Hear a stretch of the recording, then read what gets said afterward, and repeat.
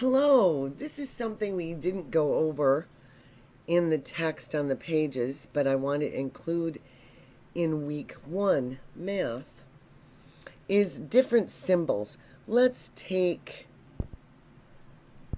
9 equals 3 times 3.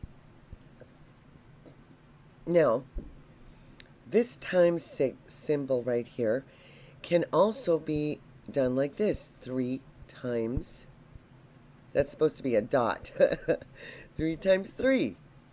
It can also be like this. 3 parentheses 3. So the 3 has to be right next to the parentheses, though, for it to mean times. If there's anything in between here, that means it's different. So always remember, if the two numbers are right next to each other and the only thing in between them is a parentheses like this, that means that this is times. Now let's take a look at these rational numbers, which we know are just fractions, right? Let's take 4/8 right here. So what many of us don't know is that this little sign right here, this is actually a sign. It doesn't just mean that it's a fraction. This is like a division sign. So 4/8 or 4/8 is the same as saying 4 divided by 8 equals. And we can put an equal sign up here because that's what it means. We're not going to go into how to do this today, but I just want you to remember that this right here is a division sign.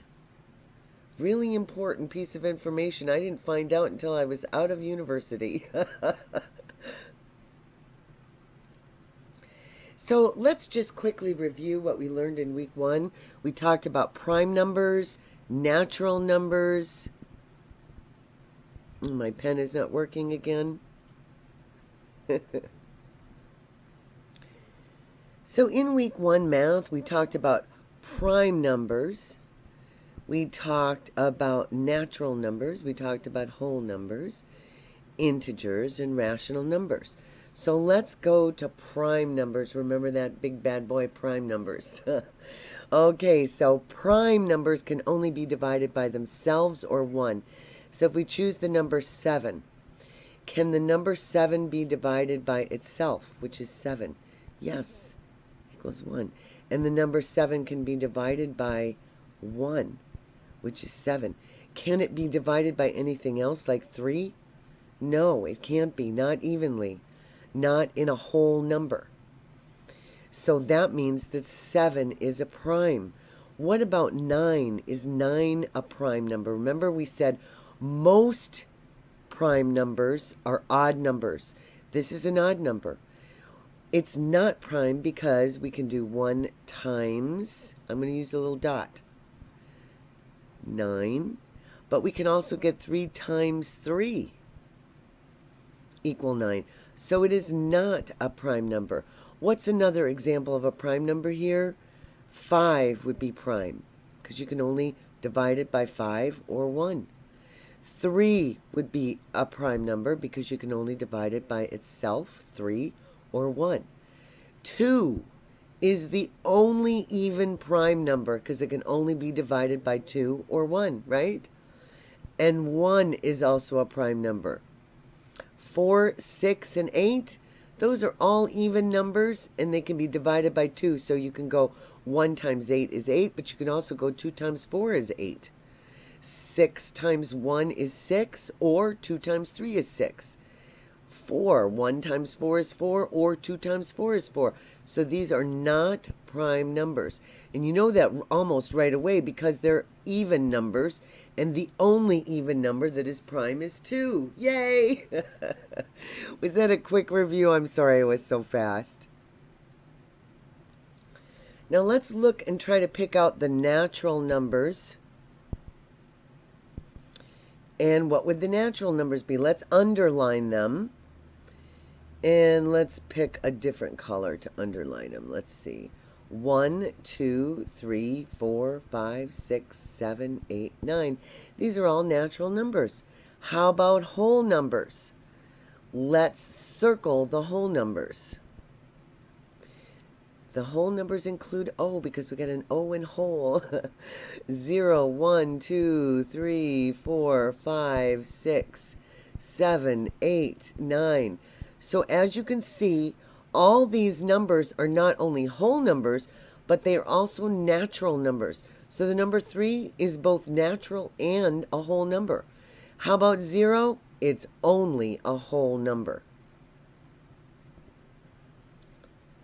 Well, that was fun. How about integers? What are integers? Integers are numbers that are negative and positive, including the number 0, right? And I like to think of positive numbers as the lotto, right? If we win $35 in the lottery, we put it into our pockets. It's a positive number if you can put money in your pocket. How about bills? That's money you take out of your pocket. Like your phone bill. Well, I don't think at least my phone bill's not that cheap. $35. That would be a negative $35. So these are integers, and we'll be talking more about negative and positive numbers in the weeks to come. And what about rational numbers? What are rationals?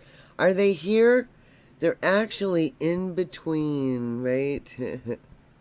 Well, no, because you can actually make 1 over 1. This is considered a rational number. If you have the same, what's the top number again? Numerator. You got it. Bottom number is denominator. If the numerator and denominators are the same, they always equal 1. So let's try that one more time. 15 over 15. If the numerator and the denominator are the same, they always equal 1. 265 over 265. You got it. It equals 1. And how do we know that? Because this is a division sign. And basically this is saying how many times does 265 go into 265? It goes in 1 time. Right? Crazy business, this math. But anyway, and some of you might know this already, but you're just remembering it and you're like, oh yeah, I remember. This stuff is really, really important. Not that they're going to ask you questions, okay, what's the definition of an integer? But they're going to give a question maybe that's going to say, okay, list the rational numbers that do this, this, and this, and list the whole numbers that do this, and list the integers. So that means you really have to know these definitions without having to write them down. You know, just like your times tables. Really important. So every week that you can, come back here and just review it for 5 minutes, even 3 minutes. That'd be awesome. Thank you so much. And now you're on to week 2 math. This is PreGED.online signing off. Thank you. Have a great day and night.